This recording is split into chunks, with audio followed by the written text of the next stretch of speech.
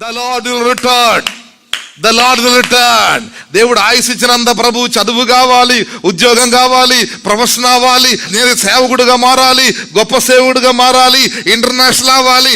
ఇలాగ చేసి చేసి చేసి చేసి బ్రతుకున్నప్పుడు దేవుని పక్షంగా ఉండడానికి, దేవుని పక్షంగా బ్రతకటానికి మరిచిపోయినటువంటి సహోదర సహోదరి మరిచిపోకూడదు. ఒక్కనాడు the Lord will return. ఒక్కనాడు ప్రభు తిరిగి వస్తాడు. నువ్వు కూడా తిరిగి వెళ్ళాల్సిన వాడై ఉంటావు.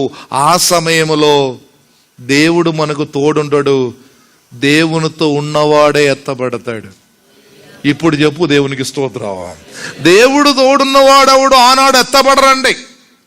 దేవుని వల్ల ఉద్యోగాలు సంపాదించిన వారు, దేవుని పేరిట డబ్బు సంపాదించిన మాలాంటి వాళ్ళు, దేవుని పేరిట ఆస్తి సంపాదించినటువంటి మాలాంటి వాళ్ళు, దేవుని పేరిట ఖ్యాతి నొందినటువంటి మాలాంటి వాళ్ళు, నా బొమ్మ నేనే అంటించి, నేనే పోస్ట్ పెట్టి, నేనే నాకు పేరు పెట్టి, నేనే డబ్బులు ఖర్చు పెట్టి, మనుషుల్ని పోగు చేసి, నేను నా గురించి ప్రసంగం చేస్తూ ఈ లోకములో ఇంకా 10 మంది మారు మనసు పొందినా కూడా I will not be going with him, because only the one who with God will return.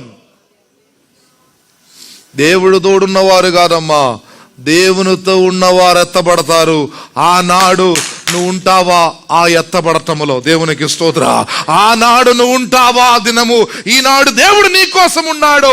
ఆ రాత్రిలో, ఆ పగల్లో నువ్వు ఉంటావా? హల్లెలూయా.